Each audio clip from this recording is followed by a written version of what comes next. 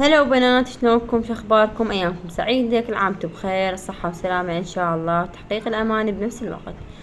طبعا بناتكم حبيت اسوي وياكم تشريب اللحم على طريقتي، ان شاء الله يعجبكم. هنا اول بداية غسلت التمن، اكيد لازم نحضر تمن غسله ونكمله ونقعه، يعني ساعة ساعتين عادي. هنا بنات ما تشوفون عندي اللحم والشحم نفس الوقت، اللي هي مال الخروف يعني. بنات انا دائما اللحم يعني ما اسويه على باقي المذوقات، اكثر شيء اسويه تشريب لحم، كلش احبه خاصة مال الخروف يعني مو مال العجل، تحسينه شلون دسم. طبعا بنات هسه غسلته مثل ما تشوفون، حطيته على النار، حطيت لي شوية زيت، وحطيت لي راسين بصل ترميته مكعبات ونماية بصرة وورق غار بنفس الوقت. بنات راح اظل احمس بيه يعني شكلكم دقيقتين 3 دقايق على ما شوية يعني احس اللحم انه شوح بالقدر. بعد ما احس اللحم شوح بالقدر راح اخليه البهارات. مثلا شنو عندكم بهارات عادي تقدرون تحطون كل شيء، شنو عندكم ضيفوا. طبعا بنات كلش والله مشتاقة لكم، فحبيت انزلكم هذا الفيديو.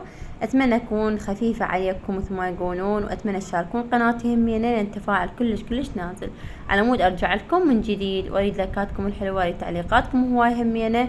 وهنا بنات بعد ما حمسته حطيت له اللي هو مي الحار، لازم بنات مي حار على مود اللحم لا يكض عندكم بعد ما يستوي يظل.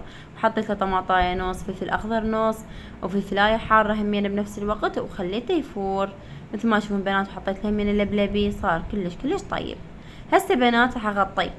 شوفوا بنات، عندي هنا جبت لكم هاي الخلطة اللي هي خلطة كلش حلوة مال البشرة. طبعا انا جاي اسويها وجاي ابيع من عندها بنفس الوقت همينة. بس بنات اللي حابة تفتح لها مشروع بهاي الخلطة خلي تراسلني على الرابط، راح اخليكم اياه جوا بصندوق الوصف. طبعا بنات هاي الخلطة كلش حلوة تصفي البشرة، ومضمونة 100%، يعني تاخذوها وانتم بضمانتي وان شاء الله تندعوا لي. تدرون بيا بنات انا دائما شنو الاشياء اللي استفاد معها انزلها لكم بالقناة. فبنات اللي تحب تسترزق من هاي الخلطة خلي تراسلني على الرابط، راح احط لكم صندوق الوصف مثبت باول تعليق. وبنفس الوقت خلي تشارك هذا الفيديو لان هواي بنات يعني يردن شي يبيع عنه ويستفاد من عنده وحالة تعبانة، فشاركوا هذا الفيديو، اتمنى من عندكم هذا الشي. وهنا بنات هسه مثل ما شفتوا حمست الشعرية. اول شي انا حمست البصل وبعدين احط عليه الشعرية. طبعا بنات انا حامسه بوتيتا على صفحه مكعبات، وبنفس الوقت همين حطيت البوتيتا والجزر. وهسه راح احط من تشريب اللحم. بنات دائما انا الشعريه احط لها من تشريب اللحم لان تطلع كلش طيبه.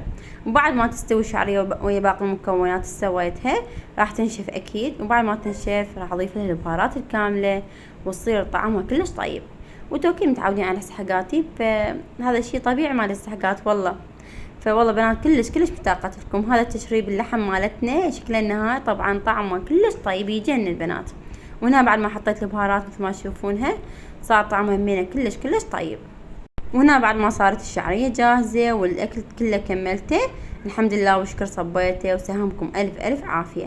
طبعا بنات اللي اتمنى من عندكم تشاركون هذا الفيديو لان هواي بنات يردين يستفادن وبنفس الوقت يسترزقن من هيك اشياء، وبهذا الوقت